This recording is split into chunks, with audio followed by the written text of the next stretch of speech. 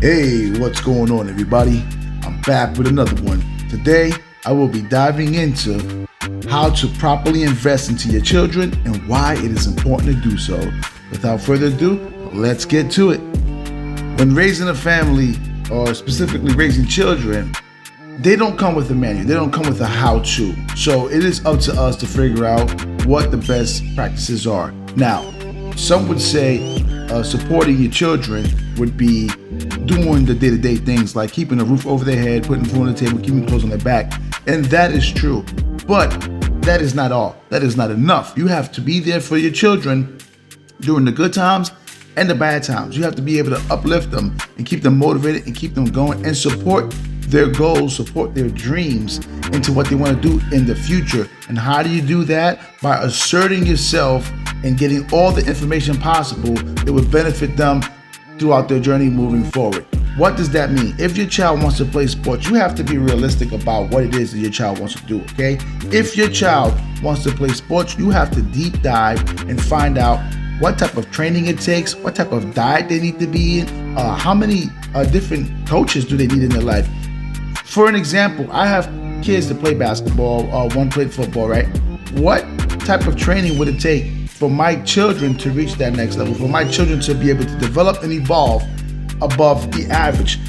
Well, for starters, playing video games at home all day is not going to cut it. Going to the park, shooting around is not going to cut it.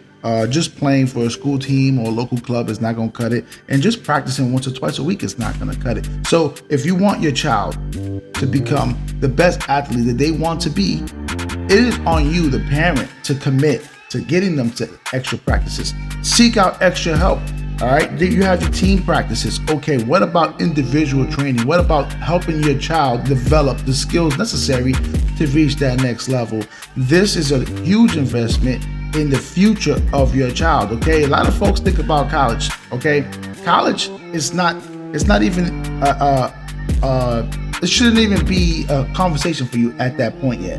Why? Your child is not prepared for whatever level they're at right now, whether it's middle school, whether it's high school. If they're not ready for that, why are you even focusing on college? Help your child develop by putting him in the right hands, the capable hands. Listen, dads, I know that you might have played ball in high school. You might have played some college basketball. You might have played in middle school, okay? Or some of you just are passionate about the sport and you love basketball, or you love football, or you love baseball. But here's the thing, right? There are professionals out there for a reason. There are people out there that will help your children reach the next level. Well, there are people out there that can make a better connection with your child than you can ever. Why? Because you're going to be dad and coach is going to be coach. And in most cases, coaches have a greater influence over your child than you do, because part of parenting is understanding that you're not there to be their friend. You're there to be their parent. So whatever it takes for you to do to put them in the best position possible is what you need to do. I'm going to play a couple clips real quick showing some of these parent reactions and how they feel about certain scenarios, and then I'm going to tell you why they're wrong, why they have the wrong approach and why they have the wrong mentality about it. So without any further ado, here we go. Paid $400 to be in this tournament, but I have to pay $20 to get in and watch my kid play. We're prepared, so we packed a whole bunch of snacks, but my kid wants the $20 acai bowl at the concession stand. No matter what city we go to, we're always eating at Chipotle or Chick-fil-A. We just drove 5 hours to play a team that lives 30 minutes away from the house. So as you've seen from that mom, she was expressing concern about the expenses of playing, but that is part of the investment, right? So think about like stocks and bonds. When you put your money into stocks and bonds or ETFs, or now with the crypto, right? You put your money into it, and over time you hope to see that your money will grow as you continue to invest, right? It's not a one and done. It's the same thing with your kids. Now, if you are quote unquote prepared, like she says, and you pack your snacks and you have your drinks and you have everything planned out for this trip, and when you get there, you allow your child to make the decisions the adult should make, like where you're going to eat and how much more you're going to spend, that's an error on the parent, okay? Kudos to those of you that are able to do so. Kudos to those of you that decide to, not want to have your kid being left out. But ultimately, the main reason that you are doing this for your child is so your child can be in the environment and have the opportunity to grow, to put the things on the floor that they put the work in the gym. That's the only way you're gonna know if it works. I used to be a boxer and I did plenty of training. And the only way I would know if what I trained on in the gym would work was by getting in that ring. It's the same thing with a child that plays basketball, football, baseball, hockey, tennis, whatever the sport is. The only way you're gonna know that what the child is doing is by allowing them the opportunity to get out there and compete. That's the only way to find out, okay? So when it comes to the paying to get in, yes, this is true. When I first started going to these events myself, I would tell my wife, why do we have to pay if we already paid all these fees? Well, guess what?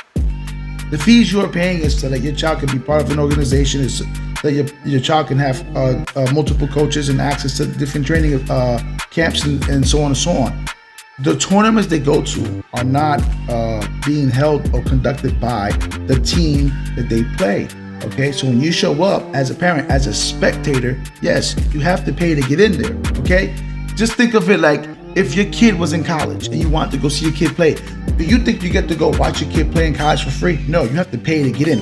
If your kid is in the NBA and you want to go watch your kid without, say, your kid pulling a pass for you here and there, you would have to pay. That's just the way it works, okay? So stop sitting here and making things seem like they're not.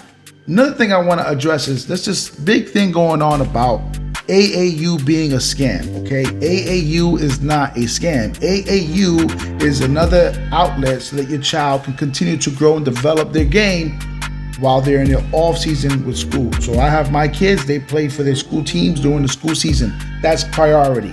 Okay, when that season is over, if the school does not have additional training camps, and they don't offer those things, guess what? That's where AAU comes in. That's where club teams come in. The whole purpose of it is to keep your kid active and give them the proper reps.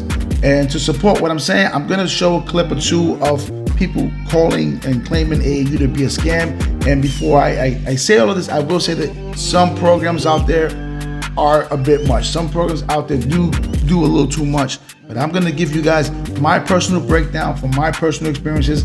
And again, I'm doing this with 3 boys all at the same time. Okay, so while they cry about one child's expenses, I'm doing it for 3.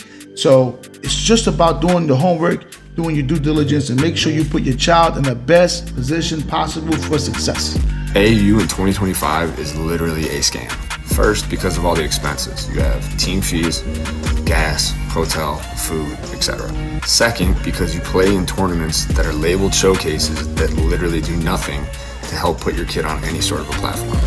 Third, because the competition level is absolutely terrible. Everybody and their mother now has an AAU team. People that have kids that don't make decent AAU programs now just go out, start up an AAU team, enter tournaments, and get blown out by 50. Now, yes, there are some positives in AAU, but the negatives, in my opinion, certainly outweigh all the positives. Okay, so as you see, this gentleman was expressing concern in regard to the fees, and he said something that really rubs me wrong, where he says that you put your kids in these tournaments and showcases and they do nothing for the child. Well, he's wrong, okay? Because the child is getting experience. The child is getting more reps. This is how you get better. We've all heard the saying, practice makes perfect. Well, I'm the one to come here and tell you that's a lie. Practice will never make you perfect. However, practice will make you better. The more reps your child gets at anything they do, the better they will become. And that is part of your investment, okay? So your duty as a parent is to be there and support them financially and emotionally and encourage them to keep going and fight strong so that they can become the best version of themselves. No one wants to see their child fail. Everyone wants success and the best for their child, as you should as a parent. However, when we flip the coin and we look at things for what they really are, a lot of parents go into this blindfolded. They don't know what to expect because they hear so much from other people, okay? Just because your child plays for an AAU team does not mean he's gonna be great. It does not mean it's gonna make him better. It is going to be dependent on how well that child is committed to developing, okay? And how committed the coaches are to the players. And this is where you as a parent come in. You have to do your research. You have to do your due diligence. You can easily tell a good club from a bad club, okay? It's not always the club that has the best uniform and all of the above that is the best club for you, okay? Sometimes it might be a club that might be a little underfunded, right? It's not always the best one. I've said this to my kid many times, okay? You could be the best dressed kid sitting on the bench, okay? That does not make you the best player. You might be the best dressed kid, but you may not be the best kid on the team. And this is a reality that a lot of folks have to come to terms with. They worry about what does the uniform look like, what kind of shoes do they wear, are they sponsored? That stuff is irrelevant. That does not transition. It does not help you. It does not help your child on the court. What's going to help the child on the court is making sure that he's with the right program, with people that are detail oriented, that can actually point out their flaws, all right? You want to expose their weaknesses and then strengthen their weaknesses. A lot of people say, no, just play to their strengths. No, they're already strong there. You want to have a balanced player. You want to have a balanced individual. And how do you do that? Is by exposing weaknesses. That's it. It may be uncomfortable for the player, it may be uncomfortable for the parent, but at the other end of the tunnel, you will find success. You will find a better finished product. And that is the best advice that I can give to you AAU parents. Now, it's a bit of a meme. It's kind of a joke. This guy's making fun of what AAU parents tend to go through, but this is really like a perfect checklist of red flags of a club that you may not want to be a part of, okay? So I'm gonna play this clip and then I'm gonna come back and give you guys my closing statement. Hey guys, I would like to welcome every single family in here and thank you so much for joining our elite AAU team, Money Grabbers. Now, before we start, I have a list here of things that we require each family to pay for. But first, we're gonna start with the team fee. For the whole summer, it will be $2,500. $2,500? All right, next we got team jerseys, which will be another $285. Hey coach, I have a question.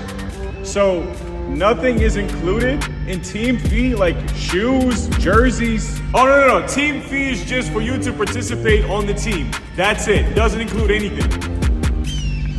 Next we got team shoes, which will be another $180, but we usually prefer for you guys to get 2 pairs. Now next, each tournament will be additional $350. And no, it does not include transportation, food, or anything else. It's just to participate in that tournament. So okay, so as you see in that clip, that individual, he's joking, but somewhat honest about the experience that a lot of parents have when dealing with AAU clubs, right? So here's what I will tell you from an experienced parent dealing with 3 kids in 2 different sports, but right now it's been mainly basketball. So what I will tell you from my personal experience is that typically a club that gives you all of their fees up front, you will not have to pay for tournaments moving on. That's why you pay it all up front. These are the clubs that are established. They have teams in multiple age brackets. And so, like myself, I've been fortunate enough to have my 3 boys try out, and they all made their respective age groups. All right, so they represent the same club, but they play for different age groups. Okay, and that's another part that a lot of people don't understand. Some people see a picture of my 3 kids together with the same uniform. They go, well, how is your 12-year-old playing with your 16-year-old? Well, it's not that he's playing with them. They just play for the same organization, and within that organization, they have different levels, different tiers, right? Different grade age groups. So when you with a program like that, sure, the price is not a lie. It is about $2,500. It could be a bit more, okay? But that fee, okay, they really separated things. That fee is that fee. That's going to cover what? Every tournament that your child will participate in. And the beauty of it is when you have an organized program that way, they will release the schedule to you. From the time your child makes the team and you pay those dues, you will have the full schedule. So there's no surprise appearances. There's no, last minute get-togethers. No, Literally, this is your schedule and you can follow it. They have the practice days on that schedule, and they also have your game days. They have locations, and when you have to travel out of state, they typically are able to block out floors or sections in hotels, and those hotels will work with you because they bring in a large party, so you get discounted rates. So does your fee for the team cover those expenses? No. The travel and the hotel, that still falls on you. But in regards to the tournament fees, no, that won't fall on you. But yes, you will still have to pay to get in and watch your child play. And in regards to parking, I'm gonna call a cap on that because I'm gonna say 95-97% of the time that we go to these events, parking is typically free. Okay, I've only been to like maybe two to three events where we had to pay, and the fee for parking wasn't that dramatic. However, I will say that as a parent, do your due diligence, plan accordingly, plan in advance so that when these trips come up, you're not caught off guard. Okay, it is a lot of money, but again, it's an investment for the future of your child if you want to support your child's dream. Now, this doesn't just apply to sports, okay? If you have a child that wants to be a mechanic, find out where they can go to learn how to work on vehicles. If your child wants to be whatever they may want to be, a police officer or a doctor, find out what resources you can bring to them at early age so they can get their hands-on experience early on and at least wrap their head around what it's going to take to actually be there and allow them to understand that this is not going to happen just because you want it to happen. You have to actually do the work and put in the work. So moving forward, okay, when we talk about AAU as a whole, for me, what I take from that is it's very, very simple, okay? It's the fact that your child is going to get unlimited amount of reps, okay, versus the child that only plays for his school team. So that means that you have a child that is training and working on his craft 12 months out of the year, and then you have another kid that's training and working on his craft 2 to 3 months out of the year.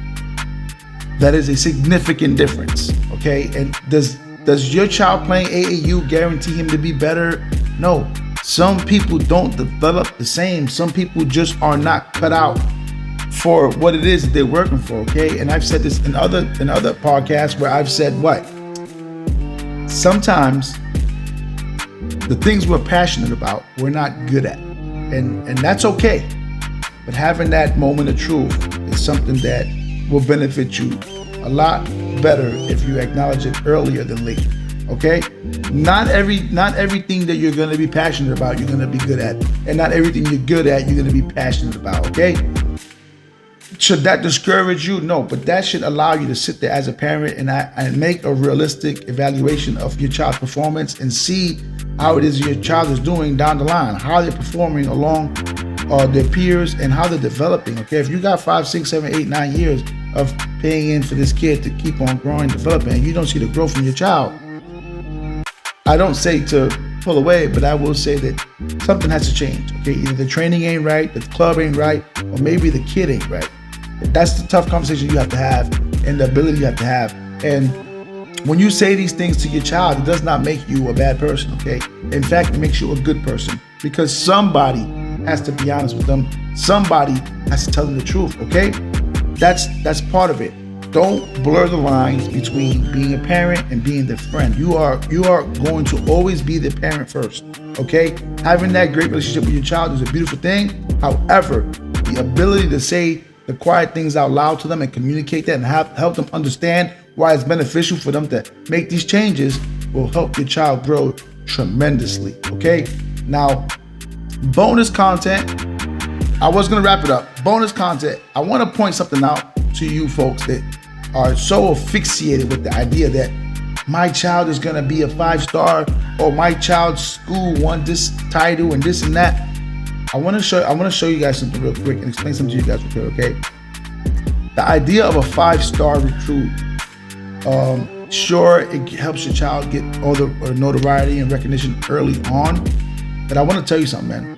5-star, 2-star, honestly, there's not much of a difference in that, other than the recruiting process and where your child can potentially land, okay?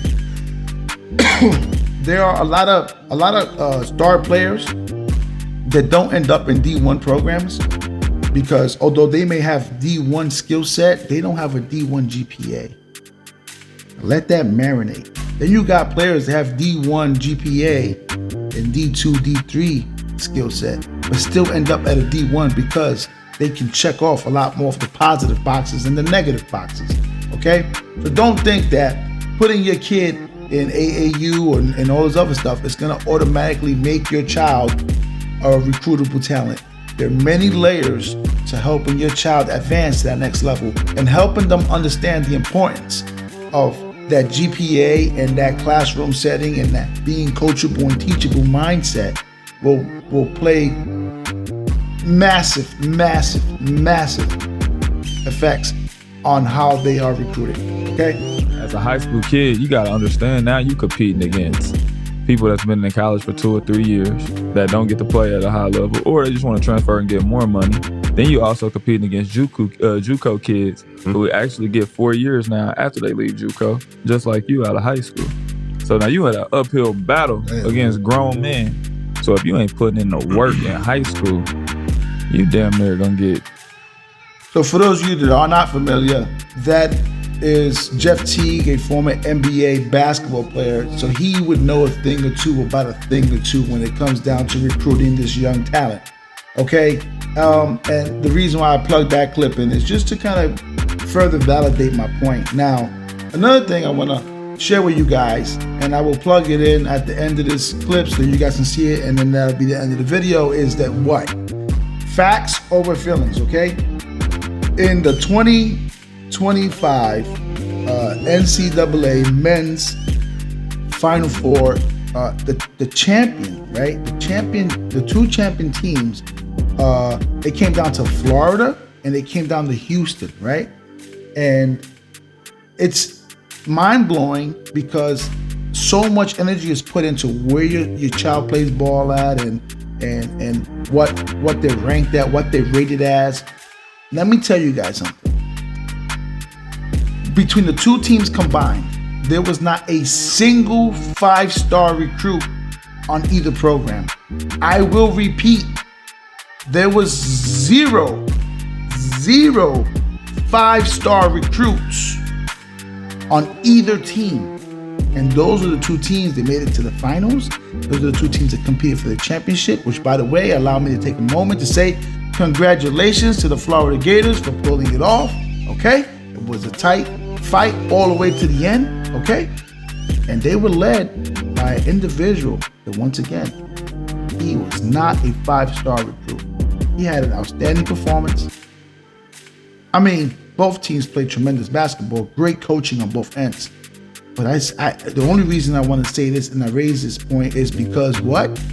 They had zero 5-star recruits. If you got game, you got game, man. All right? And teach your kid early on not to hang their head too much on them if they get an offer from a D1, a D2, or D3. Okay? The fact that you're getting an offer means someone is acknowledging your talent and they see your capabilities and they want to give you an opportunity. Okay? And like I always tell my kids, okay, we all have a preference on where we think we want to be or what we want to do. But in life, it's always better to be where you're celebrated versus where you're tolerated. There's a significant difference. All right. So I'm Coach Fig. Thank you for your time. I'll catch you in the next one. And I'm